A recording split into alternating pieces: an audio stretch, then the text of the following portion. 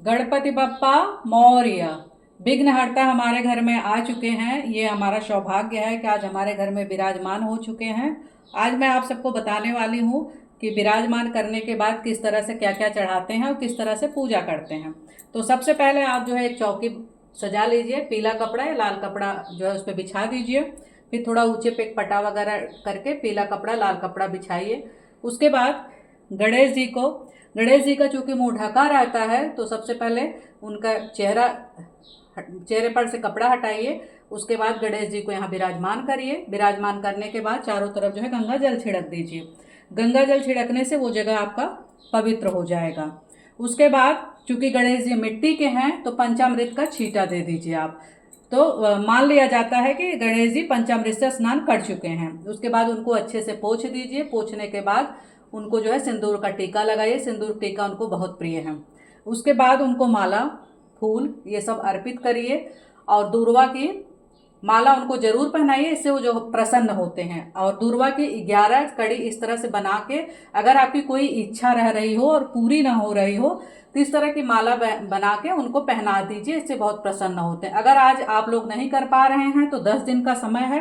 गणेश जी 10 दिन घर में रहते हैं। 10 दिन में आप कभी भी कर सकते हैं। आज के दिन जो है 21 मोदक चढ़ाया जाता है जो बहुत ही शुभ माना जाता है, जिसमें से एक मोदक जो है गणेश जी को दे दिया जाता है और बाकी ये 20 मोदक जो है 20 लोगों में आठ बांट दिया जाता है। पहले दिन 21 मोदक चढ़ाना बहुत जरूरी होता है, ये लड्डू वाले। उसके बाद आप लड्डू, बतासा जो आपकी इच्छा हो सब आप चढ़ा सकते हैं।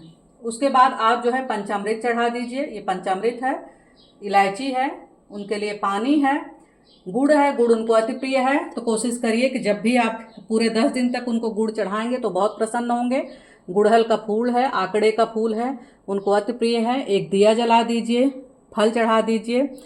ये हमने जो है उनका कलश तैयार किया है, वो आप लोग इस तरह से देख लीजिए। कलश हमने तैयार किया है। पहले ऊपर मोली बांधेंगे, उसके नीचे स्वास्तिक बनाएंगे। उसमें हमने जल भर रखा है। जल में हमने क्या क्या डाला वो मैं आपको बता दे रही हूँ। सबसे पहले मैंने उसमें पंचामृत डाला है।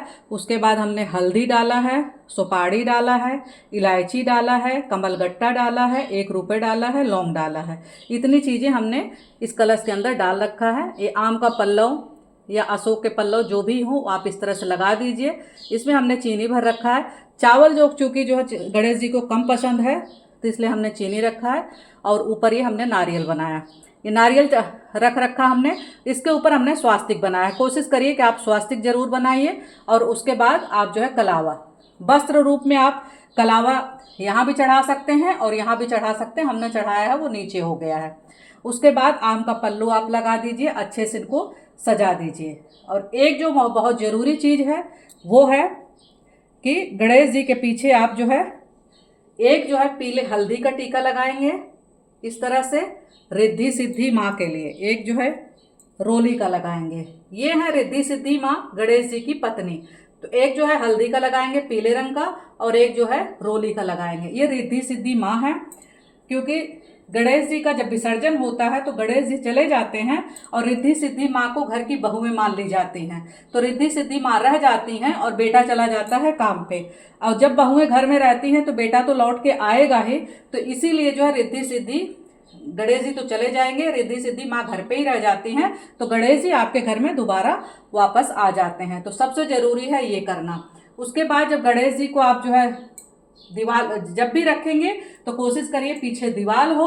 अगर दीवार नहीं हो तो जो है घर के बाहर की तरफ इनकी पीठ होनी चाहिए, क्योंकि इनके पीठ में दरिद्रता होती है।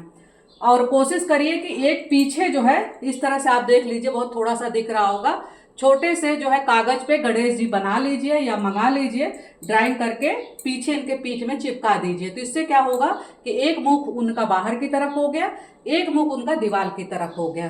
तो इससे जो है घर में दरिद्रता नहीं आती है। उसके बाद आपको क्या करना है, उसके बाद आपको मंत्रों का जाप करना है, गणेश चालीसा पढ़ना है। आप जितना जो चाहें आप पाठ कर सकते हैं। उसके बाद ये सब चढ़ाने के बाद आप उनका भोग लगाने के बाद सबसे जरूरी बात जो है, सबसे जरूरी बात होती है संकल्प लेना। अब एक फूल ले लीजिए आप अपने हाथ में और थोड़ा सा गंगा जल ले लीजिए और थोड़ा सा अक्षत ले लीजिए। आप जो है गणेश जी के सामने अब संकल्प करेंगे कि आपको गणेश जी को कितने दिन तक घर में रखना है। जैसे मैंने संकल्प लिया है कि मैं गणेश जी को पूरे 10 दिन रखूंगी, अनंत चतुर्दशी वाले दिन इनका विसर्जन करूंगी। इस तरह से संकल्प लीजिए, अपना नाम लीजिए, अपना गोत्र लीजिए और जो जगह है सिल्वर सिटी थर्मल कॉलोनी जो भी है, जहाँ भी आप रहते हो उस जगह का आप नाम लेके संकल्प लेके ये फूल और अच्छा उनके चरणों में आप छोड़ देंगे।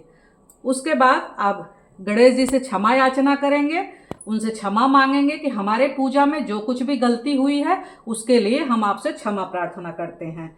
तो उनसे क्षमा मांगिए और जो भी पाठ करना आप पाठ करिए। उसके बाद आप उनकी आरती की तैयारी करिए। उसके बाद आप उनकी आरती कर लीजिए। आरती जो है, आरती उनकी जय गणेश देवा भी है और भी है। तो इस तरह से आप जो है पूरे श्रद्धा भाव से करिए। हमारे गणेश जी इन 10 दिनों में आपको आशीर्वाद जरूर देंगे, पूरा उम्मीद करती हूँ मैं। इस तरह से आप लोग आरती कर लीजिए, इस तरह से।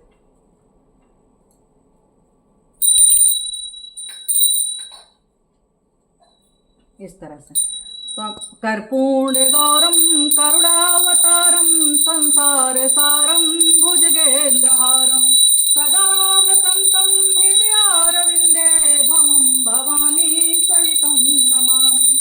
गजाननं भूतगणादिसेवितं कपित्थजम्बुफलचारुभक्षणम् उमासुतं शोकविनाशकारं नमामि विघ्नेश्वरपादपङ्कजम्। नीलाम्बुजश्यामलकोमलाङ्गं सीतासमारोपितवामभागं पाणौ महासायकचारुचापं नमामि राम रघुवंशनाथं। त्वमेव माता च पिता त्वमेव बन्धु च सखा त्वमेव विद्या द्रविडं त्वमेव सर्वं मम देव। जय गणेश देवा, माता जाकी पार्वती पिता महादेवा। गणेश जी की पूजा करने के बाद आप आरती के बाद भी हवन कर सकते हैं और बहुत लोग जो है आरती के पहले हवन करते हैं। तो हमने आरती के बाद हवन किया और हवन करना बहुत ज़रूरी है। तो सबसे पहले जो है इस तरह से आप जल ले लीजिए। जल लेके इस तरह यज्ञ महाराज को, धरती माँ को आचमन कर लीजिए। उसके बाद जो है आप इस तरह से यहाँ फूल चढ़ा दीजिए। फूल चढ़ाने के बाद आप जो है थोड़ा सा यहाँ कंडा, लकड़ी जो भी हो आप अपने हिसाब से कर लीजिए। उसके बाद आप जला दीजिए। उसके बाद आप थोड़ा सा घी ले लीजिए और ये दूरवा है ये आप 11, 21, 51, 108 जो जैसे आपकी इच्छा हो, जैसे आपको मिले उस तरह से आप कर सकते हैं। मैं 11 दूरवा की हवन कर रही हूँ। हवन एक छोटी सी हवन करना बहुत ज़रूरी है। तो इस तरह से आपने कर दिया। उसके बाद आप घी में इस तरह से दूरवा को डुबो लेंगे। डुबोने के बाद आप जो है सबको प्रणाम करके सारे देवता को, उसके बाद आप इस तरह से ओम गंगणपतये नमः स्वाहा, इस तरह से आपको हवन करना है। ओम गंगणपतये नमः स्वाहा, ओम गंगणपतये नमः स्वाहा, ओम गंगणपतये नमः स्वाहा, ओम गंगणपतये नमः स्वाहा, ओम गंगणपतये नमः स्वाहा, ओम गंगणपतये नमः स्वाहा, ओम गंगणपतये नमः स्वाहा, ओम गंगणपतये नमः स्वाहा, ओम गंगणपतये नमः स्वाहा, ओम गंगणपतये नमः स्वाहा। अब आप जो है फिर आत्मा इस तरह से करके प्रणाम करेंगे। बहुत छोटी सी हवन है, आप रोज़ कर सकते हैं। और दूरवा के हवन करने से राहु एकदम शांत हो जाते हैं, राहु केतु, और गणेश जी बहुत प्रसन्न होते हैं। और उम्मीद करती हूँ कि आप सबको मेरी पूजा पसंद आई होगी, गणेश जी की पूजा कैसे करते हैं। और अगर आप सबको मेरी ये वीडियो पसंद आई हो तो आप सबसे मेरी विनती है कि मेरे चैनल को लाइक, शेयर, सब्सक्राइब ज़रूर करें और कमेंट में गणपति बप्पा मोरिया